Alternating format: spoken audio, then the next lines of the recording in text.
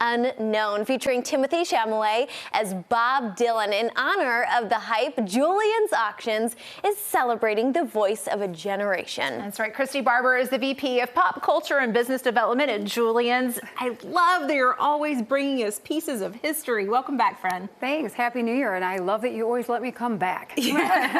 Well, you're full of all kinds of little interesting nuggets. Tell us about this incredible collection and how it all came about. Well, just like you said, January 18th, we actually have our auction live at Musicians Hall of Fame here in Nashville for Bob Dylan.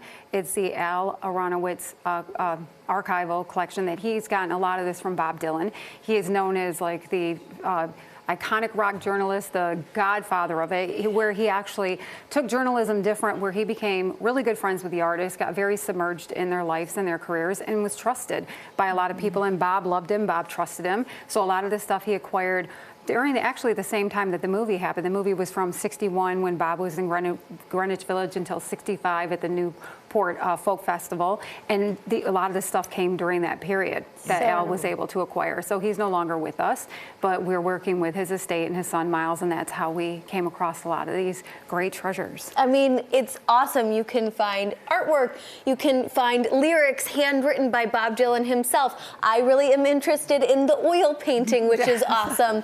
But we've got to talk about the highlight of this. It's a first for Julien's Auctions, which Julien's has been around forever. What is it? The T Bone Burnett Master Disc, which it's amazing. The Ionic disc that we have from T Bone Burnett, who I absolutely love and adore. There was one that was done before with Bob Dylan and T Bone that sold at auction for $1.7 million. We've got the Times They Are A-Changin disc. It is a one-on-one signed by Bob Dylan. It is a technology that the music industry hasn't seen in 70 years. So, and this is the first time in 60 years that Bob Dylan has revisited this track. So he re-recorded it. It's a one-of-one. The disc it's in this beautiful display case, and we're auctioning that off on January 18th. But I mean, just the song quality of it is something that you've never heard in music ever.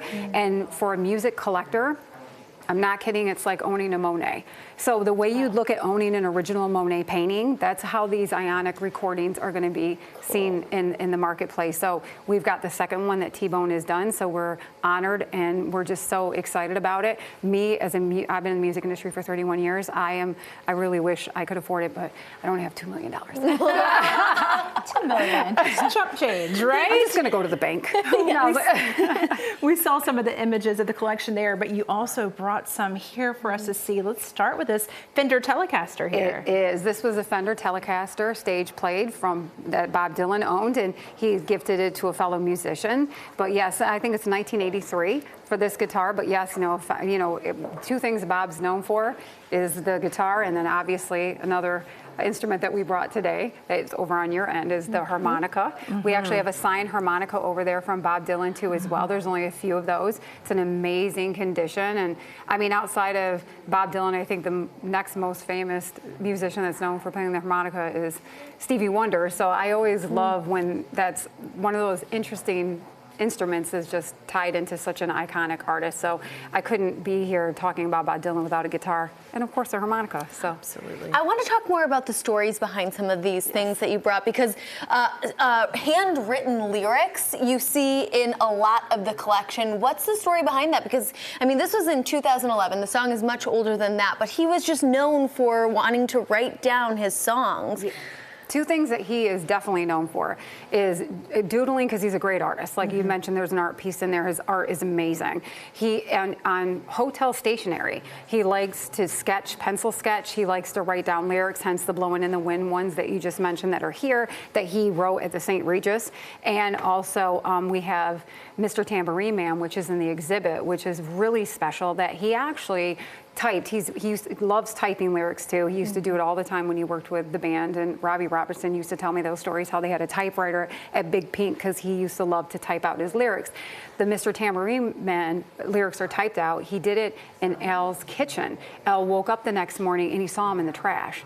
And he's like, no, I'm taking these out. And he took them out, and the amazing part of these lyrics, as you see, he typed them, but then he wrote his like changes and everything he wanted to do. And our head archivist, Laura, who I adore, I always talk about her all the time, she said, it's like singing the mind of Bob Dylan, yes. what he would write, what would land, what didn't land, and I thought that was a really great way.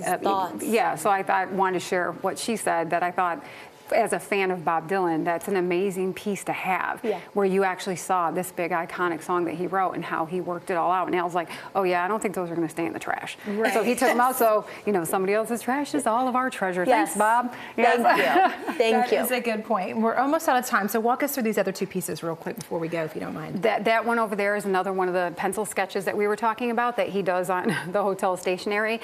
And then we have some of his first promo photos from 1961. So again, where the movie started in 61, so we have a lot of those photos in the exhibit too as well. There's also a denim jacket that he wore in the movie's Hearts of Fire. So you've got art, you've got clothing, you've got pictures, you've got song lyrics, we've got instruments, we got it all. And thanks to Bob Dylan, you know, an artist that we'll never ever see in our life, ever, probably again in the history of music, once in a lifetime artist. So we're super excited, and it's such a pleasure. January 18th, bidding's open now.